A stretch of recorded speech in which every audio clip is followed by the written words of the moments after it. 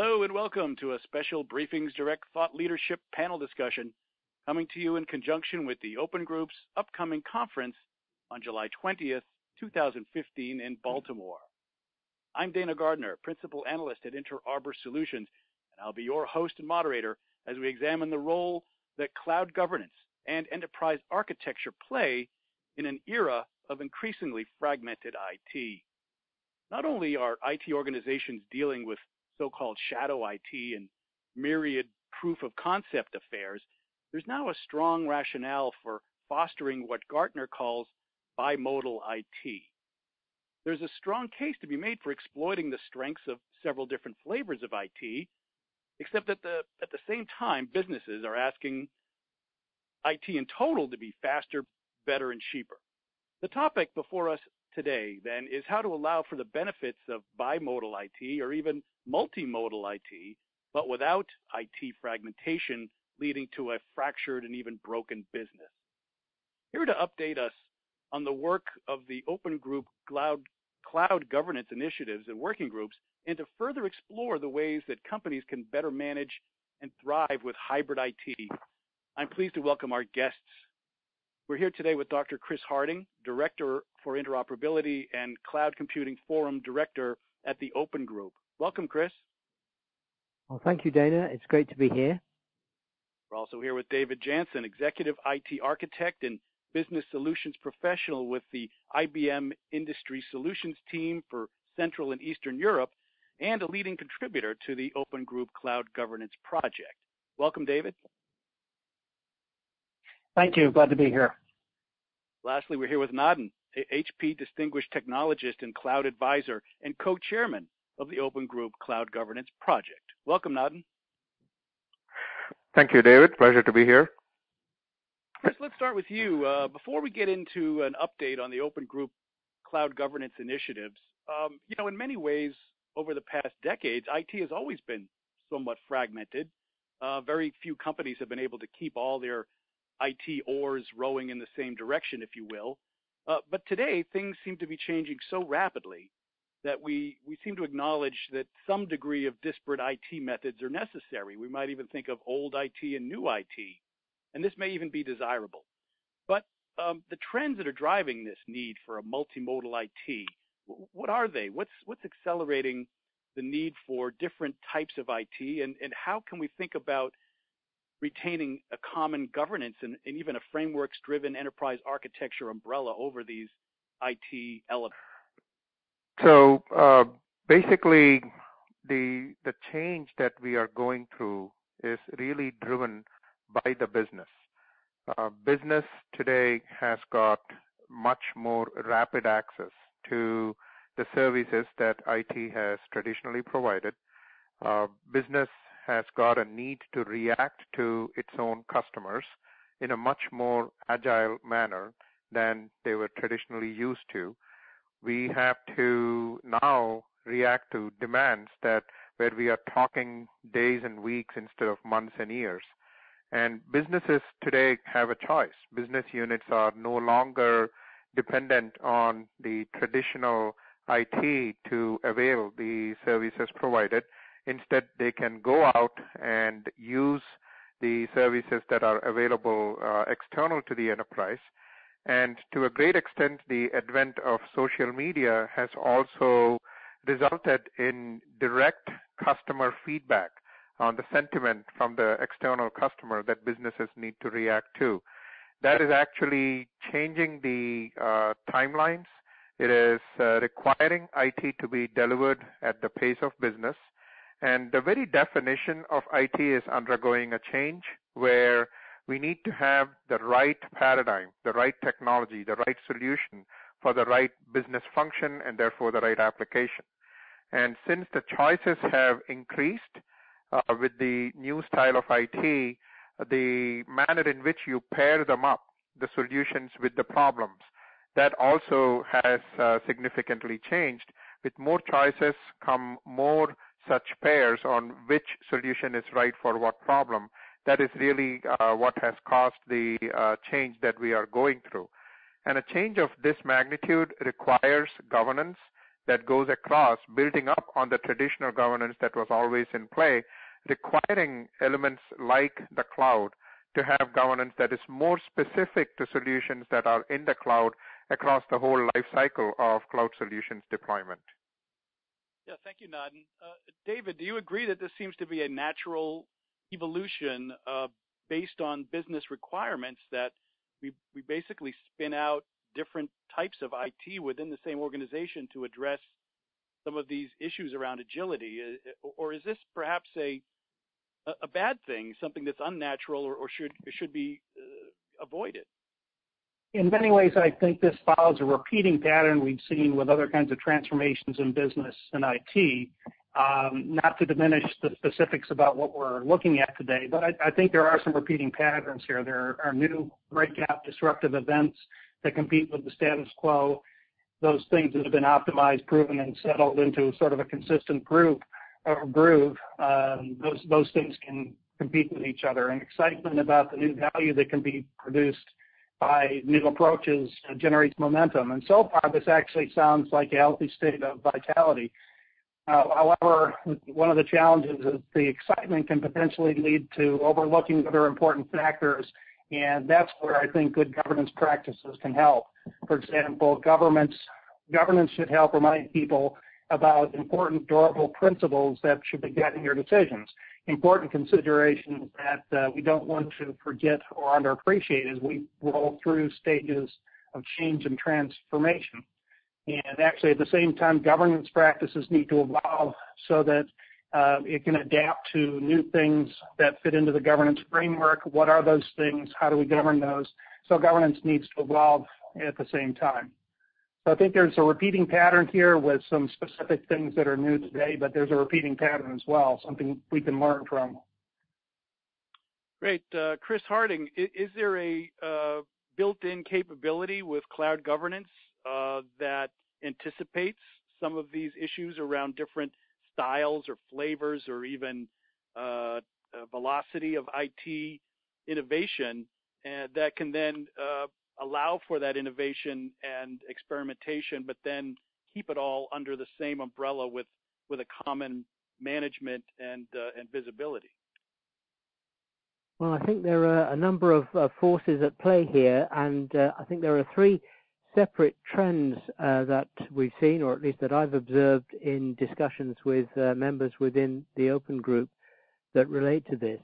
The first of those is one that Naden mentioned, the possibility of outsourcing IT. I remember a members meeting a few years ago now, when one of our members who worked for a company that was starting a cloud brokerage activity happened to mention that two major clients were going to do away with their IT departments completely and just go for cloud brokerage. And you could see the jaws drop around the table, particularly with the representatives who were from company corporate IT departments. And that hasn't, of course, cloud brokers haven't taken over from corporate IT, but there's been that trend towards things moving out of the enterprise to bring in IT services from elsewhere.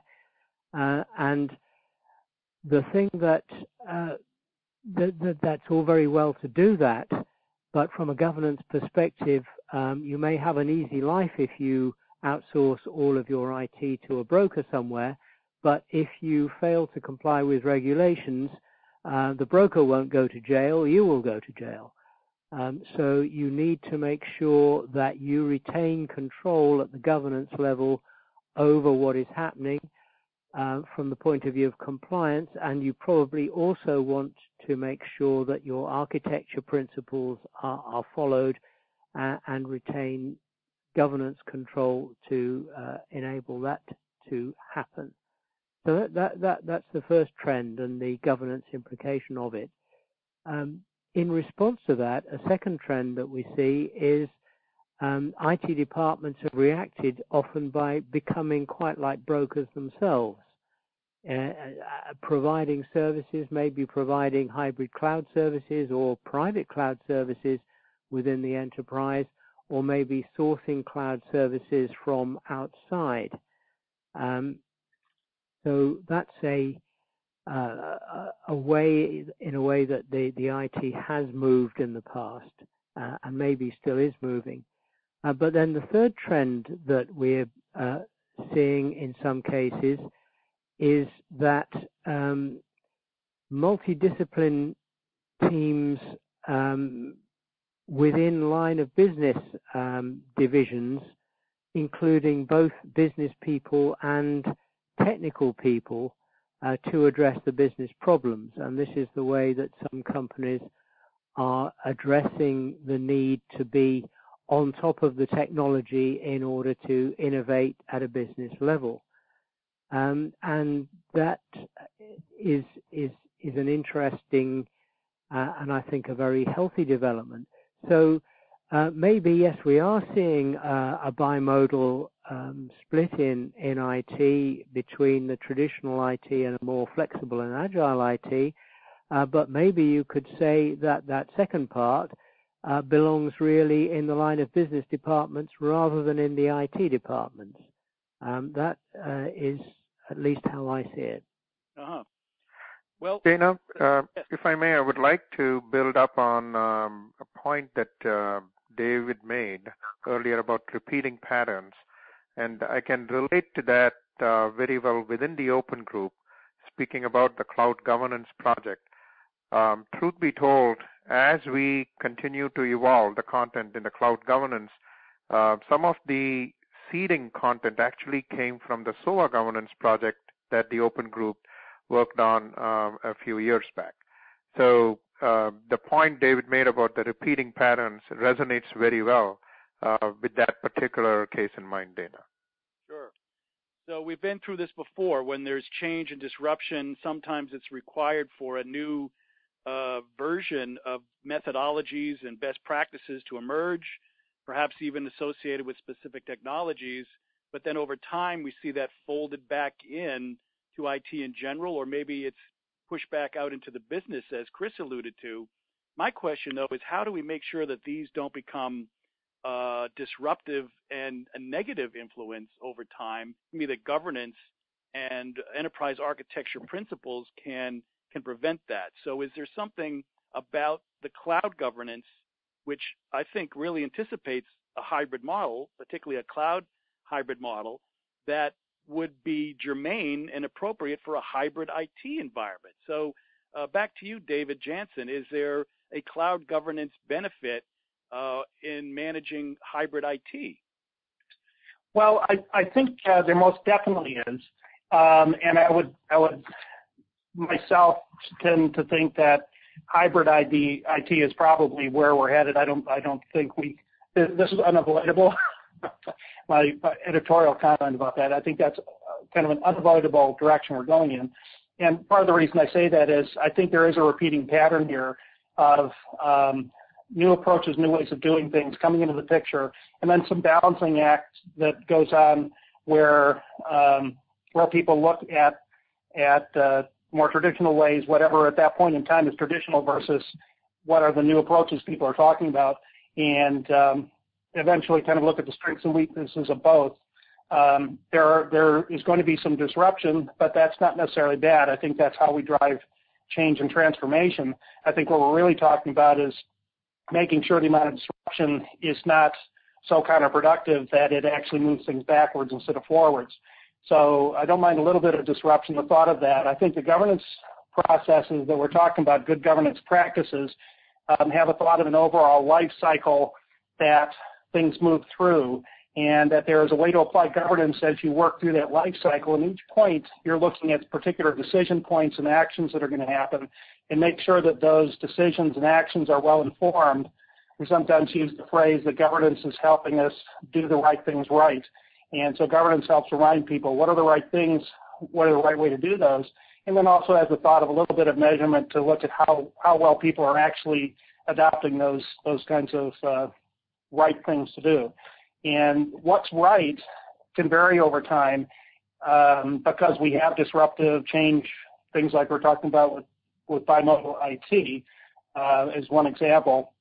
But I think also just within a narrower time frame, within the life cycle of how we imagine something we can do and then actually try to do that, there are points that evolve across that time frame that have particular decisions and actions. Governance makes sure that people are well informed as they're rolling through that about important things they shouldn't forget, because it's very easy to forget key things and optimize for only one factor. And governance helps people remember that. Also just check to see whether we're getting the benefits that people expected out of it. Coming back around and looking afterwards to see, did we accomplish what we thought we would, or did we get off in the wrong direction? So it's a bit like a steering mechanism with a feedback mechanism in it that helps sort of keep the car on the road rather than going off on the soft shoulder. Are we turning at the right time, or did we overlook something important? So I think governance is key to making this successful. Right. All right, let's return to the Open Group's upcoming conference on July 20th in Baltimore and also learn a bit more about what the Cloud Governance Project has been up to. I think that will help us better understand how cloud governance relates to these hybrid IT issues that we've been discussing. Naden, you're the co-chairman of the Cloud Governance Project. Perhaps tell us about what to expect in Baltimore with the concepts of boundaryless information flow, and then also perhaps an update on what the Cloud Governance Project has been up to. Absolutely, Dana. So when the Cloud Governance Project started, the first question we challenged ourselves with was, what is it and why do we need it? Especially given that SOA governance, architecture governance, IT governance, enterprise governance in general are all out there with frameworks. So we actually detailed out the landscape with different standards and then identified the niche play or the core, the domain that cloud governance addresses. Once after that, we went through and identified top 5 principles that matter for cloud governance to be done right. Some of the obvious ones being, cloud is a business decision, and the governance exercise should keep in mind whether it is the right business decision to go to the cloud rather than just jumping on the bandwagon. So those are just some examples of the foundational principles that kind of drive how cloud governance must be established and exercised. Subsequent to that, what we did was we have a life cycle for cloud governance defined, and then we have gone through the process of detailing it out by identifying and decoupling the governance process and the process that is actually governed. So there is this concept of process pairs that we have going, where we have identified key process pairs, like whether it be the planning, the architecture, reusing cloud service, subscribing to it, unsubscribing, retiring, and so on. These are some of the defining milestones, if you will, in the life cycle. And we have actually put together a template for identifying and detailing these process pairs. And the template has got an outline of the process that is being governed, the key phases that the governance goes through, the desirable business outcomes that we would expect because of the cloud governance, as well as the associated metrics and the key roles. So the cloud governance framework is actually detailing each one, and where we are right now is to look at a real-life solution. Could be hypothetical, could be an actual business scenario, but the idea is to help the reader digest the concepts outlined in the context of a scenario where such governance is exercised. So that's where we are on the Cloud Governance Project. And let me also take the opportunity to, invite everyone to be part of the project to, continue it by subscribing to the right mailing list for cloud governance within the Open Group, Dana. Thank you. Chris Harding, just for the benefit of our readers and listeners who might not be that familiar with the Open Group, perhaps you could give us a very quick overview of the Open Group, its mission, its charter, and what we could expect at the Baltimore conference, and why people should perhaps get involved either directly by attending or following it on social media or the other avenues that the Open Group provides on its website? Well, thank you, Dana. The Open Group is a vendor-neutral consortium whose vision is boundaryless information flow. That is to say, the idea that information should be available to people within an enterprise or indeed within an ecosystem of enterprises as and when needed, not locked away in silos. And we hold main conferences, quarterly conferences 4 times a year, and also regional conferences in various parts of the world in between those, and we discuss a variety of topics. And in fact, the main topics for the conference that we will be holding in July in Baltimore are enterprise architecture and risk and security. And these are two of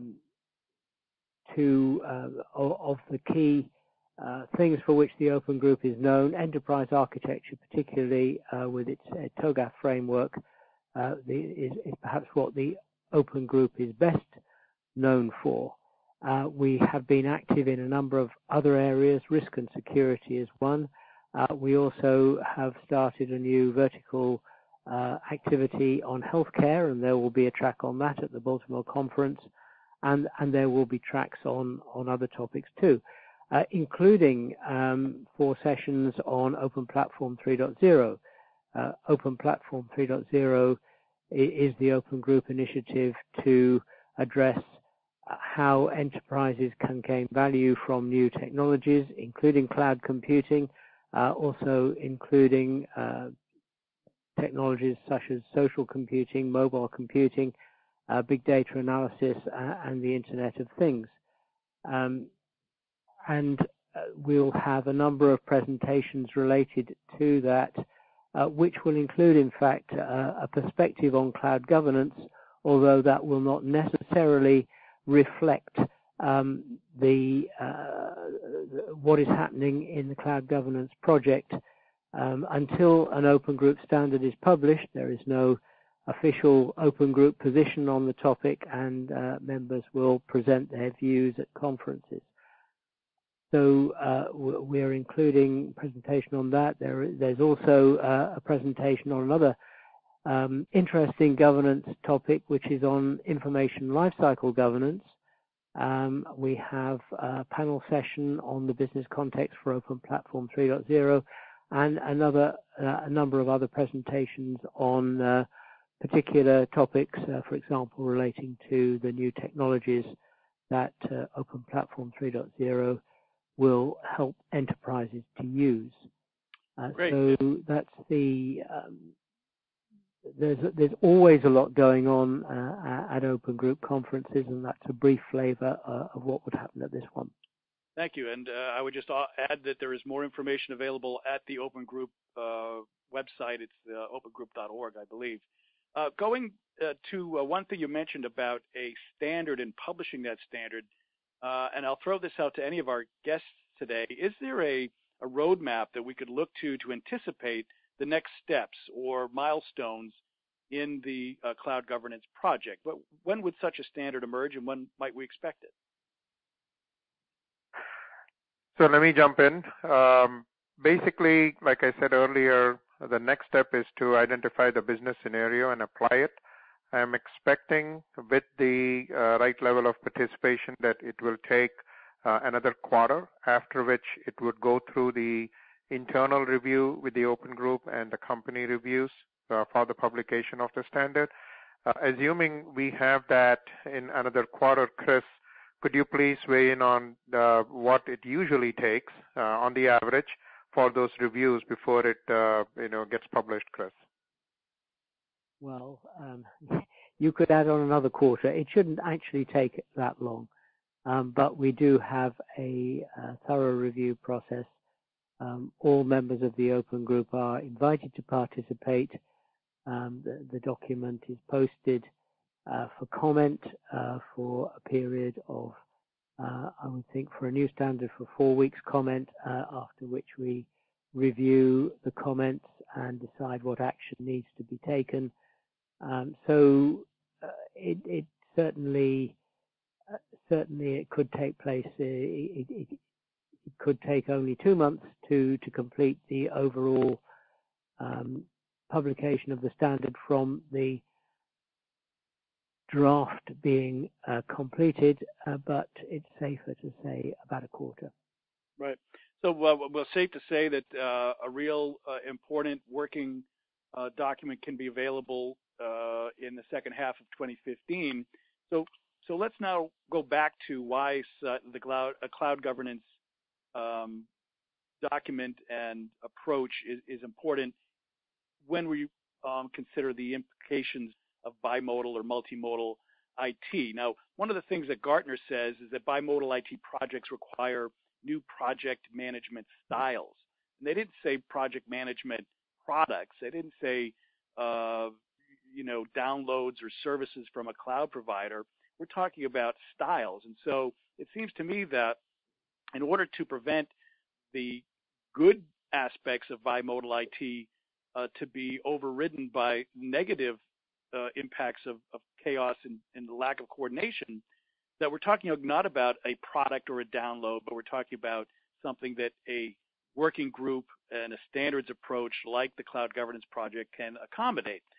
So David, if I could go to you, please, why is it that you can't buy this in a box or download it as a product? What is it that we need to look at in terms of governance across bimodal IT, and why that's appropriate for a style, and maybe the IT people need to think differently about accomplishing this through technology alone?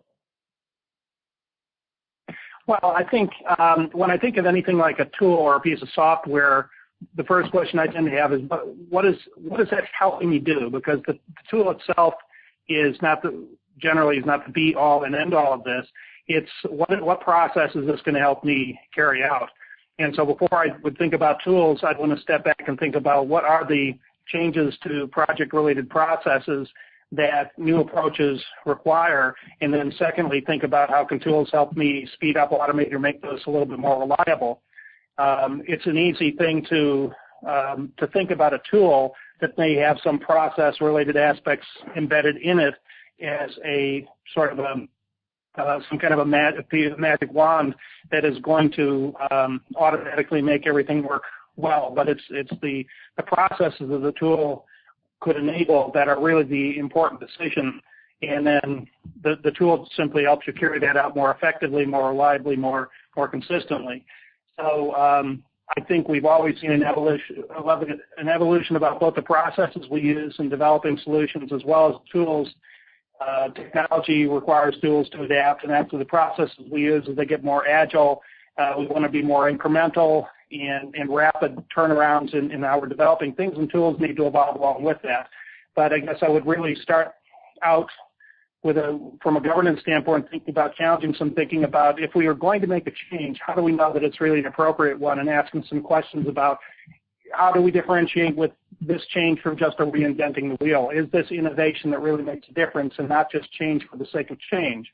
So I think governance helps people challenge some thinking and make sure that it's actually a worthwhile step to take to make those adaptations in project-related processes. And then once you've settled on some decisions about evolving those processes, then I think you probably inevitably will get to looking for tools that help you automate, accelerate, make consistent and more reliable what those processes are. So I tend to start with the process and think of the technology second, rather than the other way around. I think right. where governance can help is it helps remind people what are these principles we want to think about. Are you putting the cart before the horse? And help people kind of challenge their thinking a little bit to be sure they're really going in the right direction. Right. Of course, a lot of what you just mentioned, I think, pertains to enterprise architecture generally as well. Now, when we think about bimodal or multimodal IT, this, to me, is going to be very variable from company to company, given their legacy, given their existing style, the rate of adoption of cloud or other SaaS or Agile or DevOps types of methods. So this isn't something that's going to be a cookie cutter. It really needs to be looked at company by company and timeline by timeline. So is this a vehicle for professional services, for management consulting, more than perhaps IT and product. What is then the relationship between cloud governance, bimodal IT, and professional services? It's a great question, Dana. So let me characterize bimodal IT slightly differently before answering the question. So another way to look at the bimodal IT where we are today is delineating systems of record and systems of engagement. I would say the traditional IT, typically we are looking at the systems of record, and it is the systems of engagement with the social media and so on in the live interaction. Those define the continuously evolving, growing by the second systems of engagement, which results in the need for big data, security, and definitely the cloud and so on. The coexistence of both of these paradigms requires the right move to the cloud for the right reason. So even though they are the systems of record, some, if not most, do need to get transformed to the cloud, but then that doesn't mean all systems of engagement eventually get transformed to the cloud. There are good reasons why you may actually want to leave certain systems of engagement the way they are, and the art really is in combining the data from the historical data that the systems of record have with the continuous influx of data that we get through the live channels of social media, and then using the right level of analytics, predictive analytics, to get information. So I said a lot in there just to characterize the bimodal IT slightly differently, making the point that what really is at play, Dana, is a new style of thinking, a new style of addressing the problems that have been around for a while, but a new way to address the same problems, new solutions, new way of coming up with the solution models that would address the business problems at hand. And that requires an external perspective. That requires service providers, consulting professionals who have worked with multiple customers, perhaps other customers in the same industry, other industries, with a healthy dose of innovation. And that is where this is a new opportunity, I would say, for professional services to work with the CXOs, the enterprise architects, the CIOs, to exercise the right business decision with the right levels of governance. So because of the challenges with coexistence of both systems of record and systems of engagement, and harvesting the right information out to make the right business decision, I agree, Dana, there is a significant opportunity for consulting services to be provided to enterprises today.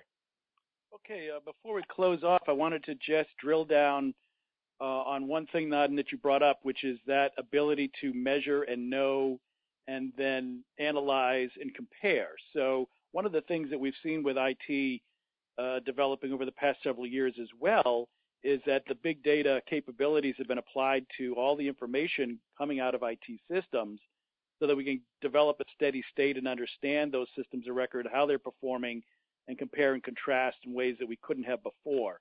So on our last topic for today, David Jansen, how important is it for that measuring capability in a governance context, and for organizations that want to pursue bimodal IT but keep it governed and keep it from spinning out of control? What should they be thinking about putting in place the proper big data and analytics and measurement and visibility apparatus and capabilities? Well, so yeah, I think that's a really good question.